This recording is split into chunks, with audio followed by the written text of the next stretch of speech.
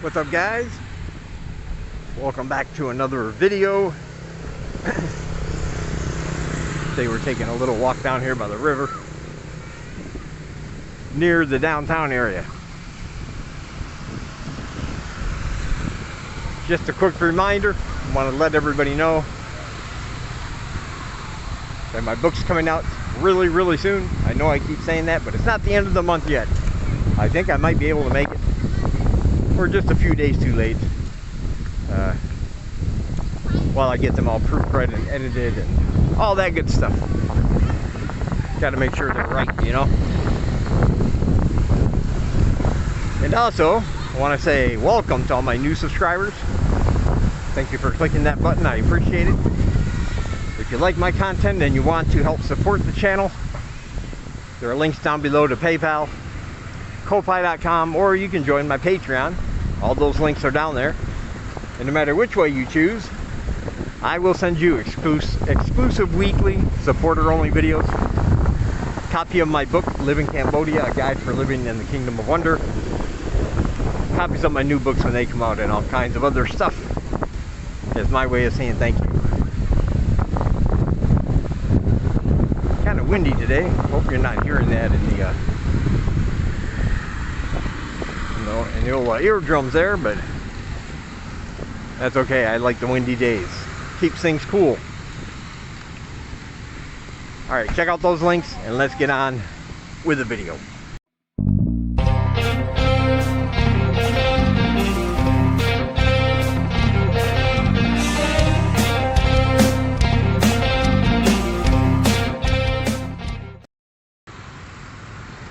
Alright, so people have often said, I get comments or sometimes emails, and they say they want to come to Cambodia for various reasons, and all those reasons are valid. Some people want to come here to teach, some people just want to come here and visit, get the lay of the land for a couple months to determine if it's for them. But the one I get the most, I think, are from people who just say something along the lines of, you know, I'm just sick of the rat race back home. I'm tired of the politics and the things that are happening back where I live, and I just want to go somewhere where I can chill out a little bit, relax, and enjoy my life. And I would definitely advocate for Cambodia if that's you, if that's what you were thinking. It's a very chill place. People are friendly. The food is great. The temples are beautiful. You can take a walk down by the river here if you want, you know. You can experience a whole different culture if you want.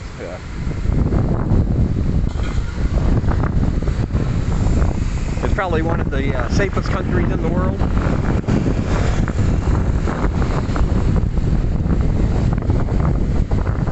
Not a lot of crime against foreigners goes on here.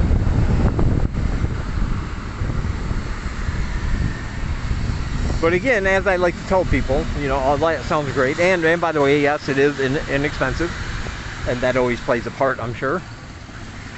The less financial worries you have, you know, the more relaxed you'll be. But I always like to reiterate to people that they also have to take certain things into consideration before moving here. I've said it before and I will say it again, even though I might be sounding repetitious here. But Cambodia, like any other country, is not for everyone. I don't know of a country that's one size fits all, that everybody will enjoy and love the same way as the next person. I don't even know if I don't think that's possible.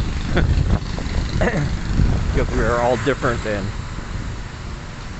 varied. But some of the things you should know about Cambodia, and I've talked about this before, is that getting packages shipped from back where you come from here can be costly and time consuming. You know, you're not going to get Amazon 2-day free shipping over here. or anything like that. And to ship something from Amazon to here is pretty expensive, the shipping costs alone.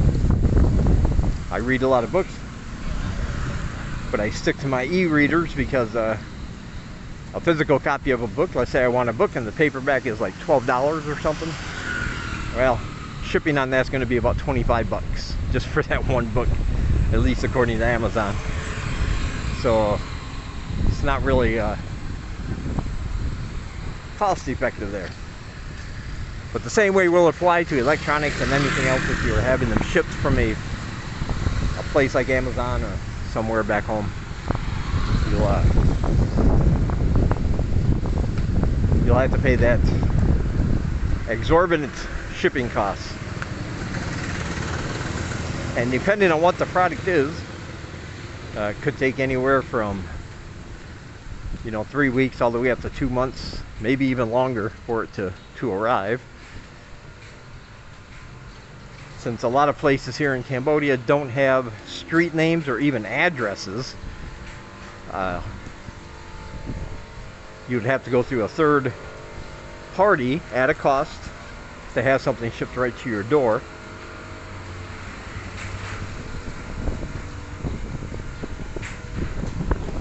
I mean, they do have workarounds for that. There's a company called Cambo Quick.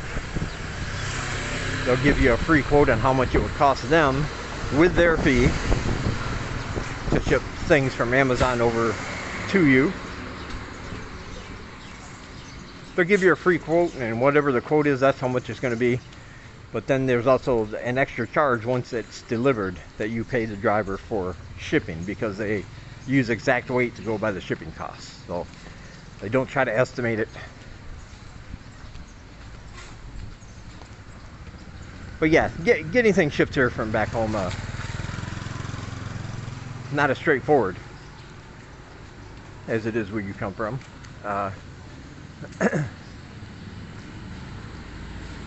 Sometimes getting answers to things over here can be an issue. But again, that's not due to any lack of cooperation on the people. It's just that, as in most Asian countries, people don't want to lose face, and they feel if you are looking for an answer, they will just give you the answer they think you're looking for, rather than what the answer actually is. For instance, I don't know a tuk-tuk driver worth his salt who, if you go up to them and say, do you know where this place is, and tell them what it is, show them on a map, they'll say, yes, of course. And I almost guarantee you most of them will not know where that place is. Might have been the first time they've heard of it or something. Yeah. It's not as sometimes it's not easy.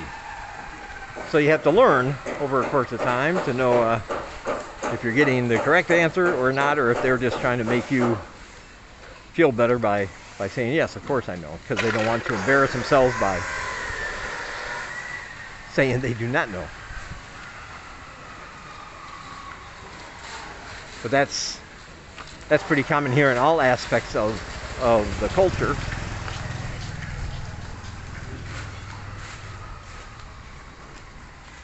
So that is something you have to adapt to. You have to get the feel for, who's shooting straight and who's just trying not to lose face and embarrass themselves. And I say this all the time too, if you have mobility issues, Cambodia might not be for you as well.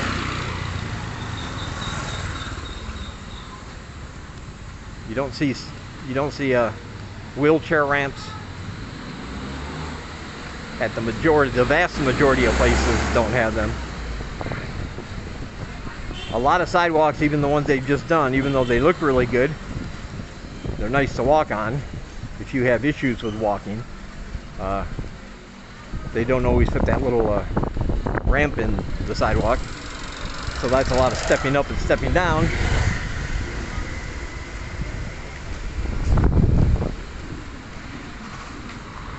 and a lot of people might not be able to do that. I think most people would. It wouldn't affect most people, but there are a certain amount of people that would probably find getting around difficult.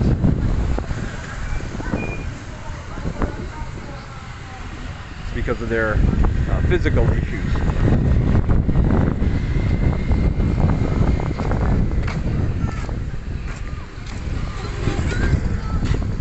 I would also say this, it's good when you go somewhere overseas to learn the culture, learn what that culture is about. Try not to do anything that would be considered culturally inappropriate. But I've been here about 4.5 years, and I still find out things about the culture that I had no idea before. No matter how much studying you do, there are just things that pop up sometimes that make me go, oh, okay, I didn't know that. Okay. I did not know that. But it explains some things, you know. I'll ask somebody and say, hey, what is this going on over here? Or what is that person doing? I don't know what that means. And I'll say, well, in Cambodia, we do this and this, and that's what it represents. And I'm like, oh, okay. I learn something new almost every day.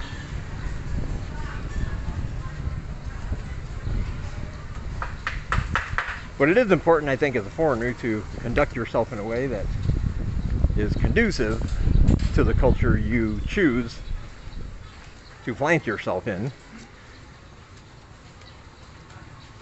Really, nobody here... Oh, no thank you. Nobody here is going to care if you only eat Western food. They are not going to care if you only want to live in a nice, fancy Western apartment with all the amenities. They're not going to care about that. Because part of the charm here, part of the atmosphere and the attitude is, as long as you're not bothering me or doing any harm against me, feel free to do what you want, whatever makes you happy. But when you go around telling people how much their food sucks, when you go around telling people how horrible everything is here, then you take a chance of offending the population. Nobody wants somebody to come to their country and start telling the citizens how much everything sucks. Because having something good or bad is simply a matter of perspective. It's an opinion on whether you like it or not. And certainly have your opinion. If you don't like something, there's no embarrassment in saying, I don't like this. I don't like Pro Hawk. That's a very common thing here. But nobody ever gets upset because I don't like Pro Hawk, because I don't go around telling people, other people, you know, don't eat Pro Hawk. It's dumb. It's stupid. These people don't have taste. They don't know what they're talking about. Blah, blah, blah, blah, blah. Anything like that. I just tell people I don't like it. Therefore, I don't want to eat it. But you feel free to go ahead and knock yourself out. I think too many people are under the impression that if they don't like something, then everybody else is wrong that does like that thing. It's really egotistical if you think about it. People give themselves way far more credit than what they should allow themselves sometimes, I think.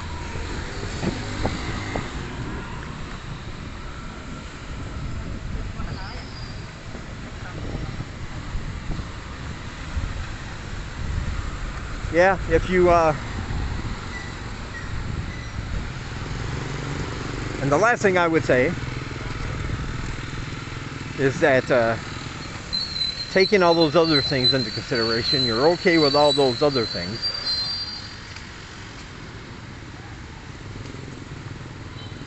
Just have a plan, just in case. A lot of people come over here expecting to stay for the rest of their lives. They're home in 2-3 months because it's just not for them. They visited before, but you have to understand that visiting is one thing, but being in a place 24 hours a day, 7 days a week. You're living your life like you normally would, just in a different country. Far away from your friends and family and all the things you might hold sacred back home. That's a whole different story.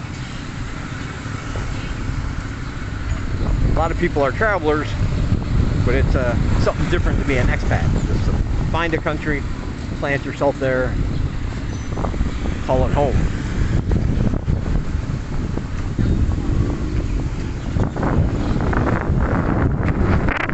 So those are just a few warnings. Whenever somebody said I want to leave, I want to get out of the rat race, I understand completely. That was my motivation too. I think sometimes, even though I will tell people to definitely come here first, stay for like a month, walk around, experience as much as you can, make sure it's a place you want to live. Sometimes I think I have an advantage because I didn't give myself that option. I've never been here before. Never visited.